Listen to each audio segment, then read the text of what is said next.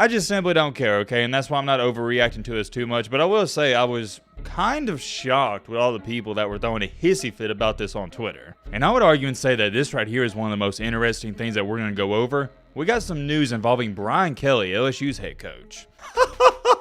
That is the best one. Somebody said bro had no choice.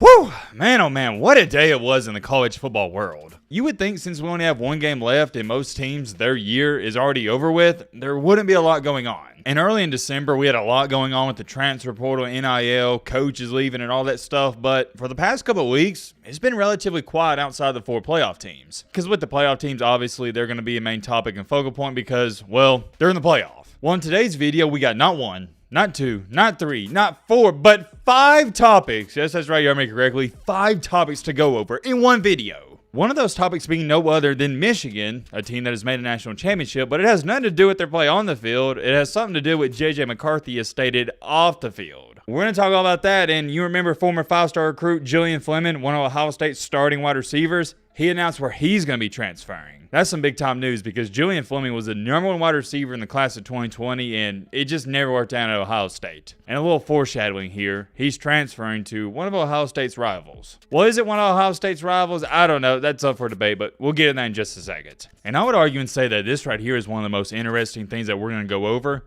We got some news involving Brian Kelly, LSU's head coach. And oh yeah, I can't forget to mention and throw in there, y'all remember a guy that goes by the name of Stallions, right? The manifesto man? Well, he's back. And let's just say that some people outside the state of Michigan are feeling some type of way about it, and I don't blame them. And there might be a couple other things we talk about, so there might be 6 or 7 topics we wind up talking about in this video. If you like drama and you like college football, you found yourself in the right place, but alright, Matt, blah, blah, shut the crap up. Now, without further ado,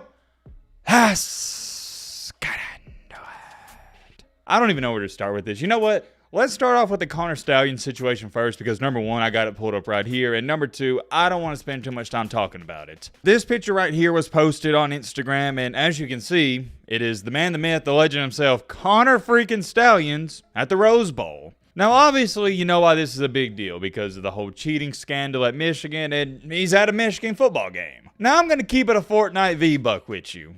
Do I care about this too much? No, absolutely not. It doesn't bother me to a slightest of bits. I just simply don't care, okay? And that's why I'm not overreacting to this too much. But I will say I was kind of shocked with all the people that were throwing a hissy fit about this on Twitter. Here's all I'm going to say about this, and please let me know your thoughts on this down below in the comment section.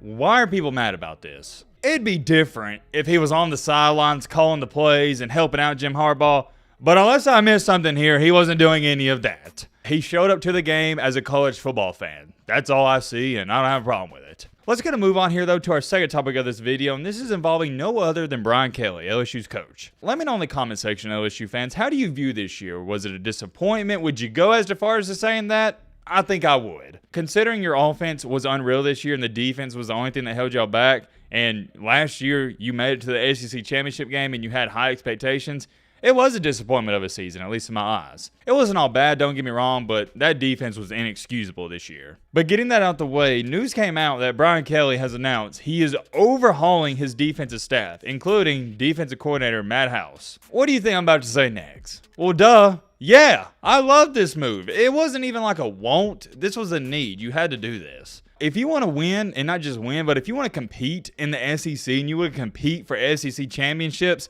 you got to have at least an okay and average defense, and LSU did not have that. At least he's taking a step in the right direction. The biggest mistake he could have ever made was letting that staff stay. I did want to share that with y'all. Not too many people are talking about it. It's not a splash in the pan, but it is important. Moving along here, though, to our third topic, and we've been following this extremely closely on the channel. Take a look at this. Finally, it has officially came out that Ohio State's former 5-star recruit, the #1 wide receiver in the class of 2020, Julian Fleming, he is going to be transferring to Penn State. Yeah, that's fairly interesting considering Ohio State plays Penn State every single season. Will they continue to play him with these new teams coming in? I'm not too sure about that, but the point is it's in the same conference. And also another thing to throw in there is Penn State isn't accustomed to getting former 5-star recruits. And what has been the one thing that's held Penn State back against teams like Michigan and Ohio State? offense. Well, now you got what I think is a really good wide receiver. Is he the greatest wide receiver in the country? No, not by any stretch of the imagination. But he's solid, and he'll probably be one of the better ones on their team next year. This is the biggest win-win of all time. Penn State, they get a win because they need good wide receivers, and Julian Fleming gets a win because he's guaranteed starting playing time. It's not that he didn't start at Ohio State, but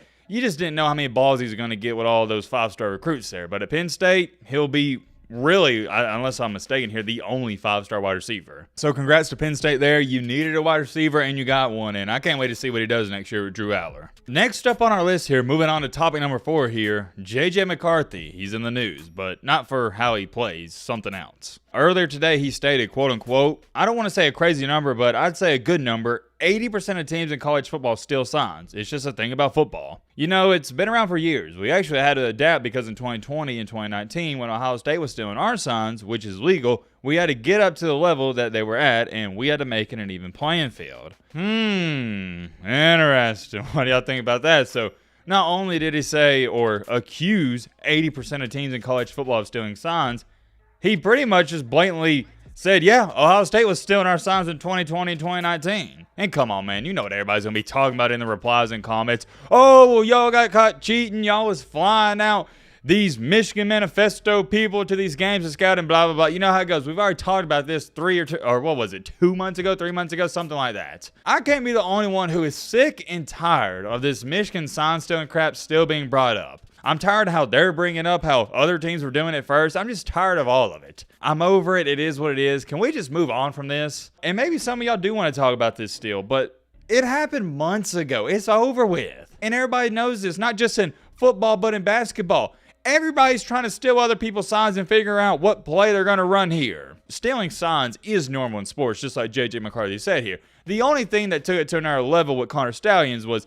his plan was much more than just stealing signs. Connor Stallions and his whole, I guess you'd say, minion crew he had that he was paying to do all this, they were going a little over the top. And I'll give you a great example of this in high school. If me and my team in basketball, we didn't play one night and a team we were playing in the upcoming weeks, they were playing, we'd go to their game and try to scout them and figure out their play calls. That way when we played them and they yelled out, let's just say, blue, okay, we knew where they were going to go on blue. If the point guard was dribbling up the court and he said 52 high, we knew what 52 high was. Is that cheating? No, that's normal. You do your research and you get rewarded for it. And also said this involving the whole sign stealing crap. Because Rutgers, I think it was their head coach, came out and stated how they got an unfair advantage. Well, listen up, buddy. Michigan is so good, they could tell teams like Iowa and Rutgers what they were going to do on every single play and still beat them by 30. If LeBron James came to your house and played you one-on-one and told you every single time, I'm driving to the right, try to stop me, he'll still beat you in a one-on-one. My point is, it doesn't matter if you know what's coming or not,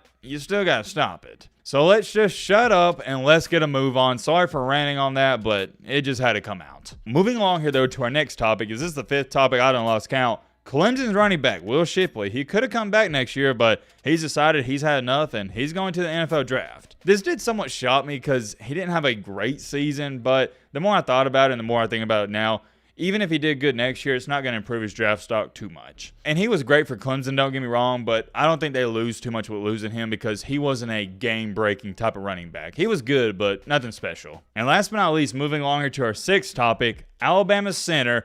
You know him by now for all of his mess-ups and all of his snaps. Seth McLaughlin, he has officially entered the transfer portal. Thank goodness.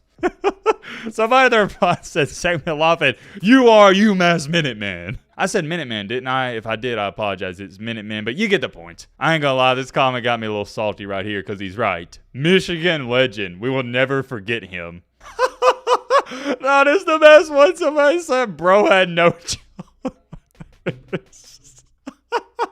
No, this is actually the truth. If we're being honest, Seth McLaughlin did not enter the transfer portal because he wanted to. This was a thing where Alabama straight up told him after the game, all right, buddy, look, you can tell the rest of the world you're going to enter the transfer portal. If not, we're going to do it for you, and you're going to be benched. This is the exact equivalent to when an NBA or NFL head coach, quote-unquote, resigns. We all know what happened. They didn't resign. The organization told them, hey, we're firing you, but if you want to tell the rest of the world you're resigning, feel free to do so. That's what happened here. In other terms, this news right here is Nick Saban telling him to get the F out of here. And don't even get me started on this. I've already ranted on this situation and this dude probably 3 times by now. Don't get me started. He's leaving. As to where he's going to go, don't know. But whatever college gets him, good luck. And I know we're cracking jokes and trolling and whatnot, but on a serious note, there's going to be multiple schools go after him, and I'm talking about multiple big-time schools. I don't know what school's going to wind up getting him, but best of luck to them and best of luck to Seth here. Some dude said dibs, Gamecock, and somebody replied to it and said, I don't think you have to call dibs on this guy. Single-handedly lost that game for Bama.